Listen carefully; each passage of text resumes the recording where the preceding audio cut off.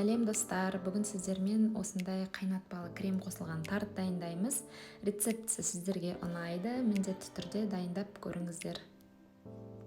Ең алдымен тарттың қамырын дайындаймыз. Ол үшін маған ұн, негізі сахарная пудра дұрыс, бірақ мен қант қосамын. Екеуін жақсылап араластырамын. Сосын бірден оған осындай суық майды қосамын. Менде холодильниктен алынған.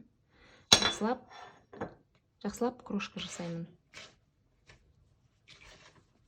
Мінекей қараңыздар, менде осындай крошка болды. Енді осы қамырға бірден бір жұмыртқаны қосып, қамыр илеймін. Жұмыртқада суық болу қажет.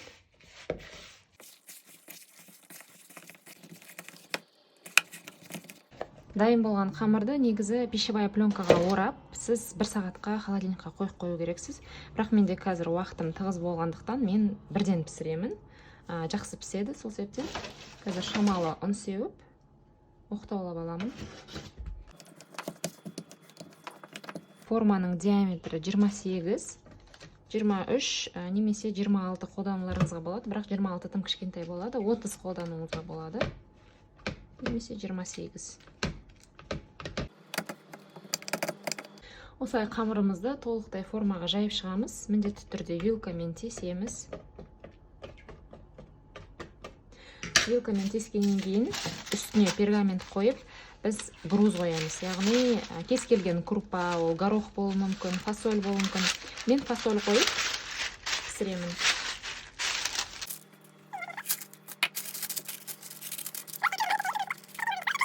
Мен тартты пештен шығардым. Енді мына грузды алып тастаймыз. Сосын тағы да 15-20 минутқа кішкене қызарғанша пешке қоямыз.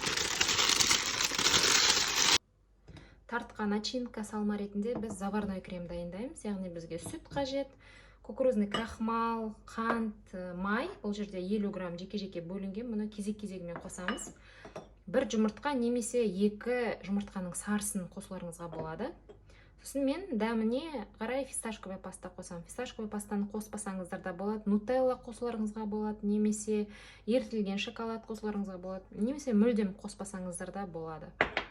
Ең алдымен мына сүтті қазір мен пешке қойып ысытамын, бірақ ысытпас бұрын басқа ыдысқа мен қазір жұмыртқа, қант, кукурузный крахмалды жақсылап араластырып аламын.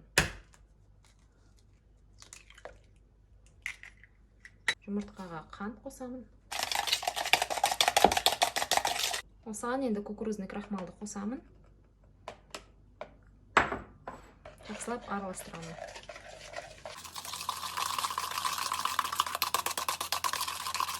Жақсылап араластырдым. Енді сүтімізді отқа қойып ысытамыз. Біздің сүтіміз ысыды. Қайнатпаймын, тек қана ысытамын. Енді мына жұмыртқа массасына шамалы сүт құямын. Тез-тез араластырамын да.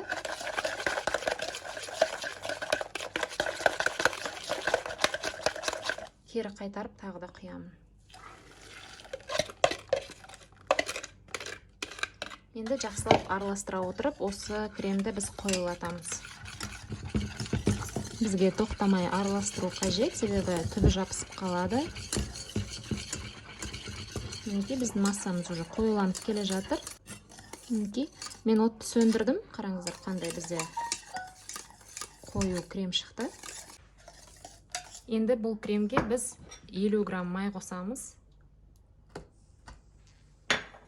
Және де фисташковая пастаны толығымен қосып жүреміз.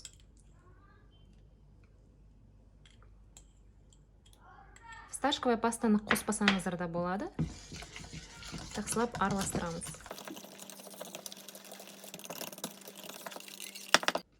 Бұл кремді сіз дәл осы уақытта тарттың үстіне, яғни дайын тарттың үстіне құюларыңызға болады. Бірақ мен қазір оны май қосып миксерлеймін. Және де фисташковая пастаны қоспай, заварной кремнің өзінде ақ сол тарттың үстіне құюларыңызға болады. Кремді басқа таза ыдысқа салып, бетін пищевая пленкамен жауып қоямын. Осылай бетін пищевая пленкамен тигізіп жабамын, яғни в контакт. Толықтай суытамын. Міне біздің крем толығымен суыды. Мен қазір бұл кремнің консистенциясын шамалы өзгертемін, миксермен араластырамын, және де оған майды да қосып тағы да араластырамын.